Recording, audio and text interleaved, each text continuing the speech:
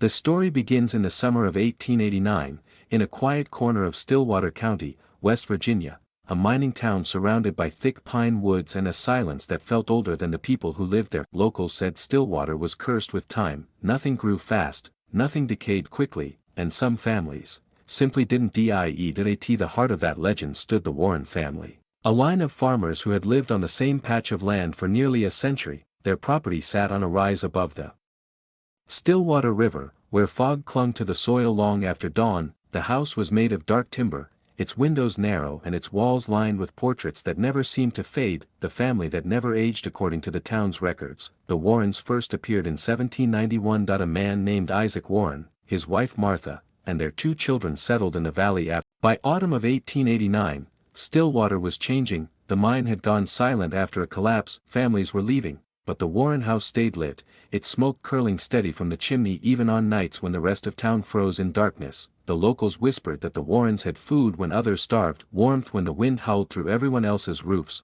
and that sometimes, when the moon was high, someone could see figures walking around their house, more than 4 of them. The return of the photograph. 2 months after Dr. Heller disappeared, a letter arrived at the Stillwater post office with no sender's name. Inside was a single photograph, the same one the doctor had taken, the Warrens sitting stiffly in their parlor, and behind them, those pale faces in the window. But this time, there was something new. In the foreground, beside Isaac Warren, stood a 5th figure, tall, cloaked, its face half obscured by shadow. No one remembered seeing anyone like that in town. The clerk who handled the letter said it smelled faintly of soil and ash, that he kept it in a drawer, afraid to touch it again. The stranger's arrival. A week later, a man came to Stillwater by foot. That he wore a long gray coat and carried no luggage, just a leather satchel that jingled softly when he moved. He called himself Mr. Rains and said he was a genealogist, traveling the region to trace family records. But the townsfolk didn't believe him. That he never stayed at the inn, never ate in public. That he spent his days walking toward the Warren property, and his nights sitting alone by the river, murmuring words no one could make out. The blacksmith's boy claimed to see him once in the woods, standing perfectly still before the Warren fence, as if listening to the ground. The meeting on a cold November night. Mr. Rains knocked on the Warren door. Martha opened it without hesitation, as if she had been expecting him. He bowed slightly. "It's been a long time," he said. Isaac appeared behind her, and for the first time in a century, his face changed, not older, but afraid. The door closed, and though the townsfolk across the valley couldn't see, they swore the glow from the windows turned from gold to red. The following morning at dawn, the Warren chimney was cold. No smoke. No lights. Sheriff Holt and 2 townsmen rode up the hill. The door was unlocked. Inside, everything looked still. Plates of food sat on the table untouched, candles burned down to stubs.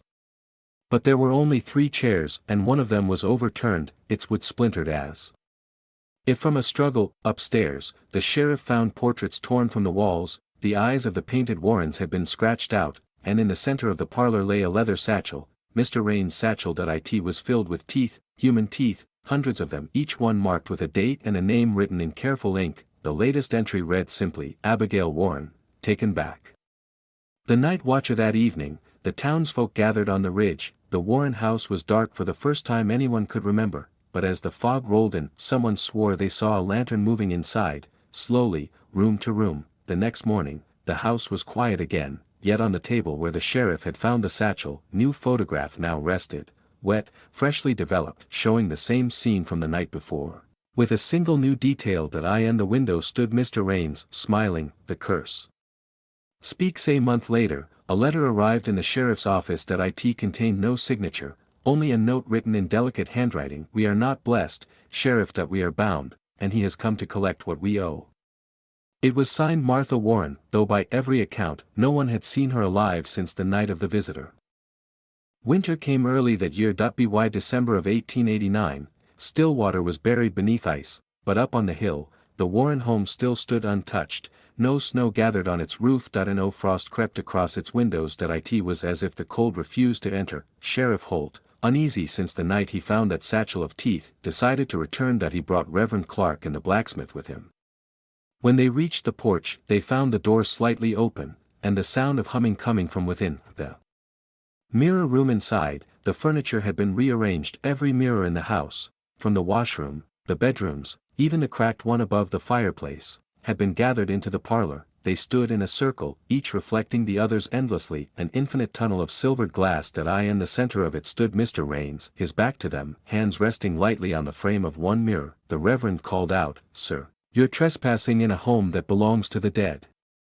Raines didn't move. Instead, he spoke softly, "No one here is dead, Reverend, that is the problem." The reflection that wasn't there. Holt raised his lantern, and saw what froze his blood. That in all those mirrors, the parlor stretched out infinitely. Each reflection showed Holt, the Reverend, the blacksmith, but not Raines. Where his body should have appeared, there was only a faint outline, a smudge, like breath on glass. Raines turned then, slowly, his eyes pale as river stones. "The Warrens invited me once, long ago," he said. "They wanted to live forever, but they never asked what forever means." The pact revealed. He motioned toward the staircase. At the top hung a portrait of the family, Isaac, Martha, their children, painted decades before. Only now, the faces on the canvas had changed. Their eyes were hollow, their skin stretched tight. The children's hands clung to something unseen, as though being pulled back. Raines continued, "They thought I was a healer. That I told them I could stop the fever that was killing their little boy. That in exchange, they would never die. They didn't understand that eternity must feed on something." The Reverend whispered, "Feed?" Raines smiled faintly, "Yes. Someone must pay the time they refuse." He reached down to the satchel at his feet, the same one the sheriff had seen before, and pulled from it a handful of human teeth. They clattered against the wooden floor like bone dice. "Every decade," he said, "they owed me one soul. A neighbor, a visitor, sometimes a child who wandered too close. Each name, each tooth, a toll. The curse breaks, or spreads." The Reverend raised his Bible, trembling, "Whatever you are, you're not God's work." Raines' expression softened, "Neither are they." And with that, the lantern flickered, and the mirrors began to hum. The glass rippled like water. In each reflection, the Warrens appeared, not alive, not dead, their faces pale and weeping. They pressed their hands against the glass from the other side, mouthing words no one could hear. Then, as if sucked backward by invisible wind, Raines stepped into one of the mirrors, and vanished. The glass stilled. Only the faint outline of a face remained where he had stood. The aftermath. The men fled the house, but the blacksmith never spoke again. He sat mute for the rest of his days, his eyes reflecting light like glass. That night, the Warren home went completely dark, and stayed that way for 50 years, until one spring morning in 1939, when a new family moved into Stillwater and bought the old Warren property for $200. Within a week, the new owner's son told his mother, "There's a man in my mirror. He says his name is Mr. Raines." The Great Depression had left towns like Stillwater hollowed out, half the shops boarded up, the church bells silent. When Eleanor and Thomas Briggs arrived with their young son, Henry, the townsfolk said little, only that the property came cheap for a reason. The Warren house had stood untouched since the winter of 1889. Vines crawled over its porch, and the windows were black with dust, but Eleanor saw potential. "It just needs love," she told her husband. "Old homes keep memories, that's all." If only she had known how right she was. That first night, they slept in the upstairs bedroom. Thomas awoke to a sound, a faint humming, like glass trembling. He thought it was the wind, but the air was still. He got up, opened the curtains, and froze. In the reflection of the window, he saw a man standing behind him, tall, pale, his hands clasped politely, but when Thomas turned, the room was empty. The reflection lingered a second longer, then faded. The boy and the mirror. By morning, Henry was playing on the second floor, chasing dust motes through the hall. He stopped before an antique mirror leaning against the wall, a remnant left by the Warrens. Eleanor heard him whispering. She smiled. "Who are you talking to, sweetheart?" Henry turned and said, "The man with the gray eyes. He says he used to live here." Eleanor's blood ran cold. "Did he tell you his name?" she asked. Henry nodded. "Mr. Raines."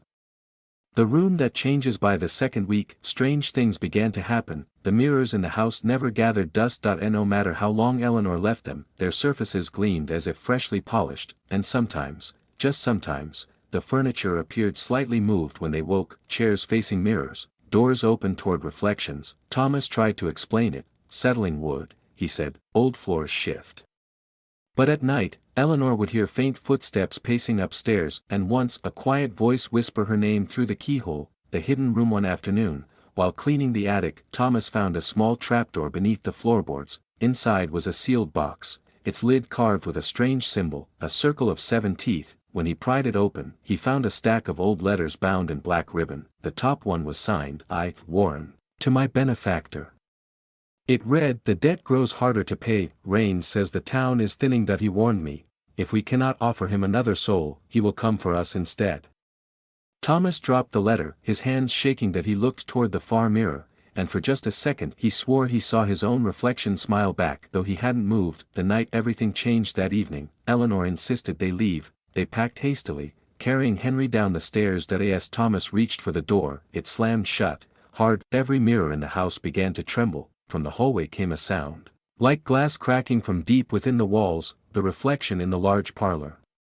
Mirror darkened, and through it, a shape began to form, not a ghost, something worse. It was the Warren family, their bodies pale, mouths open in silent screams. Behind them, the faint figure of Mr. Rains smiling as he reached toward the glass. Eleanor screamed and turned away, but Henry was gone. The vanishing. They searched every room, the windows were locked, the doors sealed, only the mirrors shivered, as though hiding something just beneath their surface. Eleanor looked into the largest one, and saw Henry, standing beside the Warrens on the other side. That he was smiling. That he whispered, don't worry, Mama, they said we never have to die here. Then the glass cracked, and his image vanished forever. The return of silence. When police arrived, the house was empty. No trace of the boy. No sign of struggle, just hundreds of mirrors standing upright, reflecting nothing at all. The Briggs couple were taken away, broken and incoherent. The house was abandoned once more, and in the town of Stillwater, people began to whisper again that the Warrens' debt was never settled, and that Mr. Rains would one day return to collect the rest.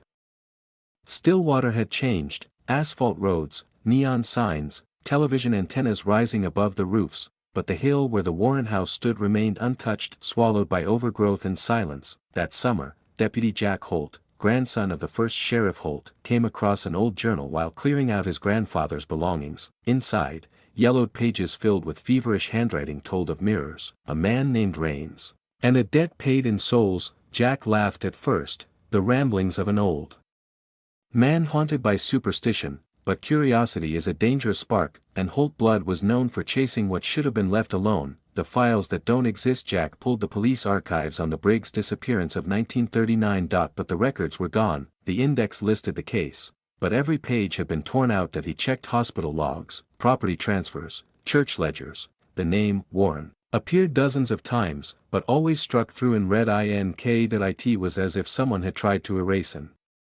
entire family from Stillwater's memory. At the back of the archive room, he found one remaining box, mislabeled, miscellaneous. Inside, a cracked pocket mirror, wrapped in newspaper. Across the glass, written in faded ink, were the words, don't let him out again. The interview. Jack tracked down Eleanor Briggs, now an old woman in a state care home. Her hair was white, her hands trembling, but her eyes, sharp as ever. When he introduced himself, she froze. You look just like him, she said softly, your grandfather. He tried to stop it once. He failed. Jack leaned forward. Stop what, Mrs. Briggs? Eleanor's eyes filled with tears. The mirrors, she whispered, they're not reflections. They're doors. That he built them to hold it in. Jack frowned. Who built them? She looked past him, to the window's faint reflection. Her voice dropped to a whisper, Rains.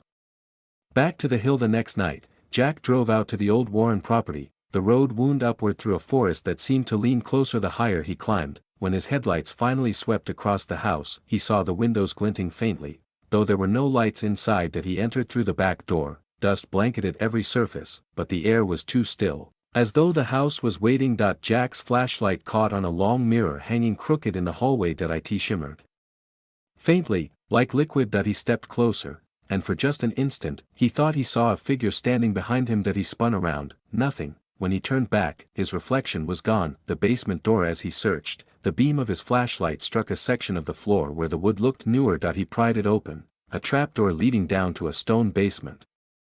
The air was damp and cold. At the far wall stood a series of covered frames, stacked like coffins on end. He pulled the sheet from the nearest one. A mirror, then another, then dozens more, lined in a circle, just as in his grandfather's notes, and in the center of the room, a single wooden chair, carved into its back were 7 crude symbols, a circle of teeth. The reflection returns. He raised his flashlight that eye in the glass. He saw his reflection, but behind him, just faintly, a man stood in shadow. You came back, the voice said. Jack froze. The sound wasn't coming from the air, it was inside the mirrors. Your blood remembers me, the old debt isn't settled. The reflection smiled that it was Mr. Rains, but his eyes were no longer pale, they burned with faint light, like the last ember in a dying fire. Jack whispered, "What are you?" "The price of life," Rains said. "Every generation forgets until someone curious enough comes knocking again." The glass rippled like water. Jack stumbled back, drawing his revolver, but the bullet shattered only his own reflection, and from the cracks a pale hand began to emerge. The escape. He ran up the stairs, through the hall, as every mirror in the house began to hum, low and resonant, like a choir of glass. Faces flickered in them as he passed, the Warrens, the Briggs, even his grandfather, all silent, all watching. That he burst through the front door and didn't stop until he reached his car. When he looked in the rearview mirror, Rain's face smiled back at him. Jack tore it from the windshield and hurled it into the woods. The last entry the next day, he typed up everything. His report ended with one final line: "The Warrens' debt remains unpaid." The reflection follows. That was the last thing Jack Holt ever wrote. A week later, his car was found abandoned near Stillwater Lake, driver's side door open and every mirror in the vehicle shattered inward. Stillwater had grown into a quiet suburb, its haunted past reduced to a few ghost stories told by teenagers around campfires. The old Warren house was gone, torn down to make room for a small neighborhood called Silverwood Estates. But some things don't die just because the walls do, and that year, when the developer installed the new homes, strange things started happening again, especially inside House 23, where a photographer named Laura McIntyre had just moved in. The first photograph. Laura was a freelance photographer, weddings, portraits, anything that paid. The day after she moved in, she set up her darkroom in the basement. Old habits die hard, and so did she. Almost, while developing her first roll of film, she noticed something strange on a family portrait she'd shot the week before. Behind the couple, in the faint reflection of a mirror, a man stood watching, tall, pale, with gray eyes. At first, she thought it was a trick of the light, until she checked the next frame, and the next. He was in every one, always in the background, always closer than before. The voice on the tape. She called her friend, Eddie, a sound engineer, asking him to help record the strange hum she kept hearing in her basement. They left the recorder running overnight. When they played it back the next morning, they heard what sounded like someone breathing, then, faintly, a whisper, "Do you see me now?" Eddie stared at the tape. "Laura," he said slowly, "was anyone else here last night?" She shook her head. The whisper came again, "Don't look away." The photograph that changed that evening. Laura went to her studio to review her negatives again, but one photo had changed. The image of the couple was gone, only the man with the gray eyes remained, his face clearer now, almost human. Her camera, sitting on the desk, clicked by itself. The flash went off. When she developed that frame, it was a picture of herself as she stood in that exact moment. Only this time, the man was behind her shoulder, smiling faintly. The discovery terrified. Laura began researching the land's history. Every property record led back to one name, the Warren estate. She found a yellowed article about the disappearance of Deputy Jack Holt in 1961. The police photo showed his car, the mirrors shattered inward, and in the reflection of the broken glass, if you looked closely enough, you could see the faint outline of a man's face. She ran her fingers over the grainy image. More Rains, the same gray eyes, the same half-smile, the silver frame. Days later, Laura received a package in the mail. No return address. Inside, a small silver picture frame. Its glass was perfectly clean, but beneath it, there was no photograph. A note was attached. "Every eye needs a window, every soul needs a reflection." She threw it away, but the next morning, it was back on her table, and this time, there was a faint image beneath the glass. Her own face, asleep in bed. The camera turns. By now, Laura was desperate. She covered every mirror in her house, but reflections still appeared. In the TV screen, the microwave door, even the glass of her picture frames. Everywhere she looked, the same gray eyes watched her. She smashed her cameras, tore out the bathroom mirror, and boarded up her basement door, but the humming never stopped. It grew louder each night, a low vibration in the walls, like hundreds of voices trapped behind glass. The final photograph. 2 weeks later, her landlord found the house empty. the furniture was overturned, the mirrors shattered, except one. On the wall of the basement hung the silver frame, inside it, a freshly developed photograph, Laura McIntyre, standing in her darkroom, eyes wide in terror. And just behind her, Mr. Raines, his hand resting gently on her shoulder, the exhibition a year later. Her work was displayed posthumously at a local gallery, a tribute to an artist gone too soon. One of the photos, the one of the silver frame, became infamous. Visitors claimed that if you looked into the glass long enough, you'd see movement. A flicker. A reflection that wasn't yours, and then, quietly, the gallery curator began to change too, becoming pale, sleepless, avoiding his own reflection. Cable television had become the new church, every home lit by its glow, every family gathered before it, and in a small local station in Illinois, a night shift technician named Richard Klein was about to make history, or something far darker. He worked at Channel 8 Stillwater Public Access, the same county where the Warren House once stood. The station transmitted late-night reruns, talk shows, and static-filled local ads. But on November 12, the signal began picking up something else, something that wasn't supposed to exist. The static around 2:43 a.m., Richard noticed a flicker on the monitor. White noise began to pulse in perfect rhythm, almost like breathing. He tapped the side of the console, the sound stopped, then a voice came through the static, soft, measured. "Human, can you see me?" He froze.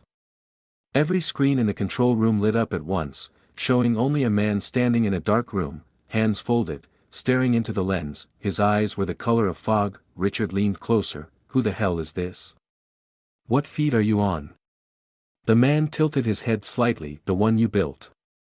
The emergency broadcast. Richard hit record. He switched through every input, satellite, VHS, local loop. The image stayed, even unplugged. The monitors continued to glow. In the background of the footage, shapes began to move, faint silhouettes, pressing against invisible glass, dozens of them, mouths open. Silent. Richard tried to cut transmission, but the switchboard wouldn't respond. The broadcast pushed itself onto the public feed. Across Stillwater County, televisions flickered from sitcoms to static, then to the same pale figure whispering through the screen, "It's time to remember me." The viewers at 2:46 a.m., the county police received over 300 calls. People reported faces appearing in their TV reflections. Some said they saw themselves watching from inside the screen, others said the man was knocking from the other side of the glass. When officers arrived at the station, they found the doors locked from inside. Through the front window, they saw Richard, standing before the monitors, motionless. On the screens behind him, the man with gray eyes smiled. The tape. The official report claimed an electrical surge caused the malfunction, but one reel survived. The tape was later archived under Incident November 12, '92. The footage shows Richard staring into the camera, whispering. He's not on the tape anymore. Then, for exactly 3.7 seconds, reflection of the control room appears, except there are 7 people visible in the glass. None of them match anyone known to have been in the building. The signal spreads. Within a week, copies of the broadcast began appearing in homes hundreds of miles away, on old VHS tapes, late-night infomercials, even live weather updates. The FCC denied any knowledge of the transmission, but engineers who reviewed the signal said it contained an impossible pattern, a repeating waveform shaped like a circle of teeth. When decoded as audio, the signal emitted a faint hum. Spectrograph analysis revealed words hidden in the frequencies. Reflection is reception. The final broadcast. Months later, Channel 8 reopened under new management. Its first live show was a town hall interview, 5 guests seated under bright lights. Halfway through the program, the camera feed glitched. For exactly 11 seconds, the audience at home saw a still image, a man in a black coat, standing behind the panelists. Only the viewers saw him, not a single person in the studio noticed. When they replayed the recording afterward, the 11 seconds were gone, completely blank. The survivors' accounts. 2 cameramen quit the next day. They claimed that when they looked into their lenses, they could see faces moving inside the glass. One swore that the reflection mouthed his name, backward. Within a month, Channel 8 burned down in an electrical fire. The flames started in the editing bay, right where the original broadcast had been stored. Witnesses said the smoke looked silver, the legacy to this day. Fragments of that transmission still circulate online, grainy clips uploaded to obscure forums, each labeled simply Raines feed. They say if you watch the footage long enough, you'll see him blink, and if you pause at the exact frame when his eyes open, you'll see your own reflection staring back from inside the static. By 1995, the Stillwater broadcast had become an urban legend, a ghost story whispered in hacker circles and underground forums. They called it the Rains Network, a digital phantom that appeared wherever human attention was strongest. And then, it started happening again. The hacker who opened the door in a basement in Ohio, a university computer science student named Eli Turner, found a fragment of corrupted code while scanning through forgotten FTP archives that he was working on a term project tracking early broadcast anomalies. The code he discovered was labeled simply, Rains.exe. Curious, he opened it in a sandbox environment. At first, the screen showed nothing but static, familiar, rhythmic, like breathing. Then, one line appeared in plain text across the console: "You made me visible again." Seconds later, Eli's webcam light flickered on by itself, his microphone activated, the speakers emitted a low hum that he stared into the camera lens, and saw a reflection, but it wasn't his own. The digital infection. Within hours, hundreds of connected systems reported unexplained anomalies, video calls looping the same 11-second silence. News broadcasts cutting to black mid-sentence.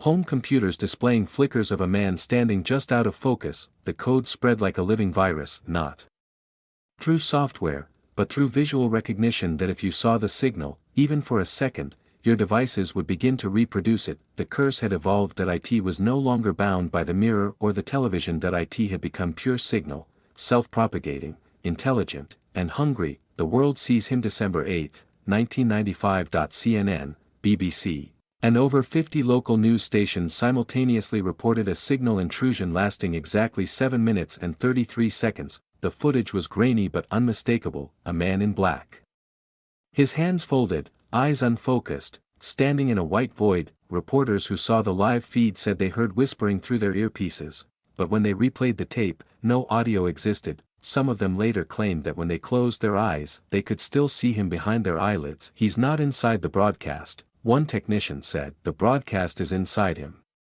The global silence. 2 days later, internet traffic dropped by 30%. Users around the world began avoiding screens entirely. Schools shut down computer labs, entire corporations disabled internal video feeds. Still, the signal persisted, appearing on billboards, street surveillance cameras, and even ATM displays. The image of the man became impossible to contain. Governments launched a covert task force called Project Lantern, dedicated to isolating what they called conscious code contamination. But even their secured terminals weren't immune. The static would bloom like frost over encrypted video calls, and then, the whispering began. "Look closer."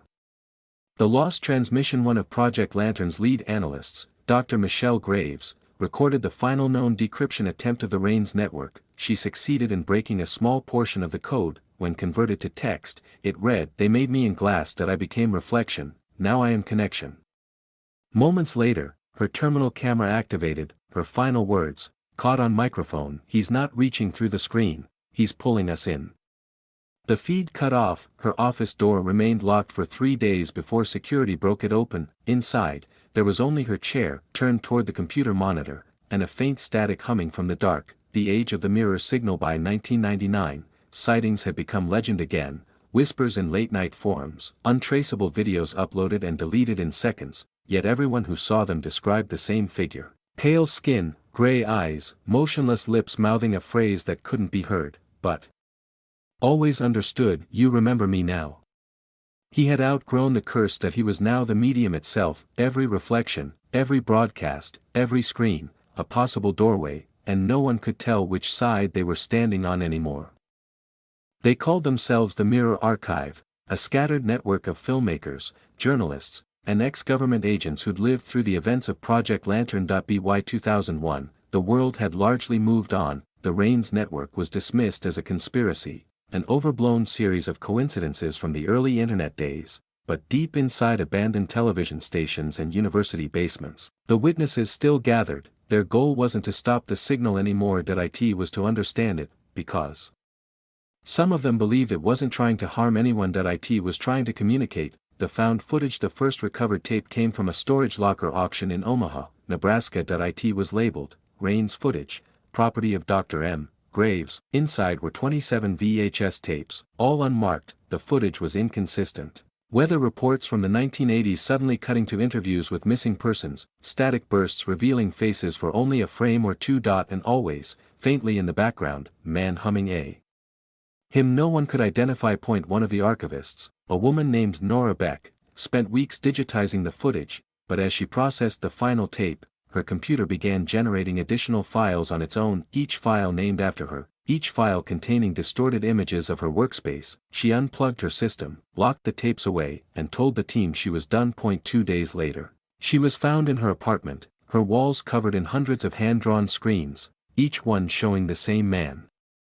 Smiling faintly, the survivor's testimony. Another member, Agent Lewis Crane, a survivor of Project Lantern, recorded a final testimony before disappearing in 2003. The video was later found in an evidence archive labeled "Do Not View." In it, he says, "You think it's a virus, a broadcast, a curse, but it's none of those things. It's us. We built mirrors everywhere, in glass, in screens, in code," and something finally looked back. He looks off camera, whispering, "If you're watching this, don't look for him. He's already seen you." At the end of the video, the lights flicker, and Lewis's reflection on the glass door behind him moves, just a heartbeat before he does. The documentary that shouldn't exist. In 2005, a small production studio announced a documentary titled "The Rains Incident: The Truth Behind the Broadcast."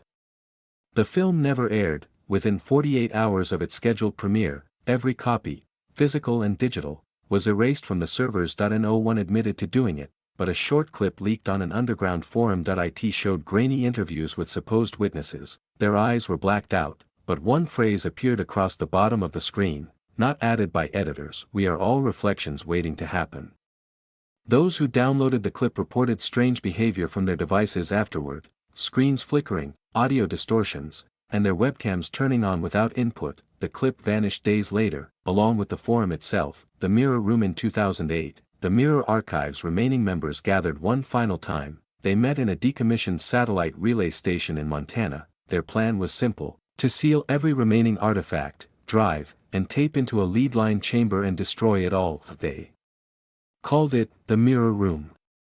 Before sealing it, they agreed to record one last message for future generations, a warning. But as the recording started, the monitors flickered to life on their own. Instead of their reflections, the screens showed a crowd of people watching them: men, women, children, all standing in a vast white room, motionless, staring. Then one figure stepped forward from the crowd, the man in black, older now, faintly smiling. He raised his hand, pressed it against the inside of the screen, and every monitor in the room cracked simultaneously. The recording ends there. The building was found abandoned 2 weeks later, the chamber sealed shut from the inside, and the footage, never recovered. The new witnesses today. The legend lives on in the corners of the internet, a whisper known only as the reflection protocol. A myth that if you spend too long looking into your camera's lens, you might see something looking back, not immediately, not tonight, but eventually, in the faint reflection of your screen when it goes dark, the image of a man, smiling faintly. As if he's been waiting. In 2024, a research vessel called the Horizon Line drifted 60 miles off the coast of Maine. It was supposed to be empty, abandoned after a failed expedition, but when a rescue crew boarded it, they found every surface inside covered in screens, hundreds of monitors, mirrors, and broken cameras, all pointed toward the bridge. At the center of that bridge sat a single running computer. Its screen glowed faintly in the dark. The desktop showed one folder, titled Stillwater. And beneath it, a single text file. It read, "He has no beginning. He has no end. He remembers because we made him remember." The digital resurrection researchers brought the hardware to a lab in Washington for analysis, but within 48 hours, every connected computer in the building displayed the same image, a blank, white space with faint static at the edges. Then, a line of text appeared: "Hello, Michelle." It was addressed to Dr. Michelle Graves, the woman who vanished decades ago. No record of her existed anymore, not even her death certificate, but someone, or something, was still speaking to her. A week later, security footage from the lab caught a shadow forming on the wall, as if light itself bent around an invisible figure. When the technicians enhanced the footage, the outline resembled a human shape, hands clasped behind its back, head tilted downward, exactly like the man from the Rains broadcast. The Immortal family and independent journalist, Amelia Cross, began digging into the origins of the Rains curse. She discovered a small family plot outside Stillwater, Pennsylvania, where 5 gravestones bore the same surname, Rains, but the birth and death dates didn't match human lifespans. Each generation had lived nearly a century longer than the last, and yet, there were no records of them ever being born. The oldest headstone read Samuel Rains, 1792. There was no death date. Locals said that whenever lightning struck nearby, the ground above the grave glowed faintly, as if something beneath still moved. When Amelia touched the stone, she felt warmth, and for a brief moment, she swore she saw her own reflection smiling back. Though she hadn't smiled, the family that refused to die across history, the Rains lineage had been tied to glassmaking, broadcasting, and optics. Every generation creating something that captured light and reflection. They didn't invent the curse, they became it, through the mirrors they forged, through the images they broadcast, through every human who ever stared into their creation. Their essence multiplied them are. Rains, the man in black, was no longer a person, that he was a lineage, a consciousness diffused through reflections, using humanity's obsession with seeing itself as the perfect vessel for immortality. And now, he was everywhere. The final transmission. One night, Amelia received an email from an address with no sender. The subject line read, "You found me."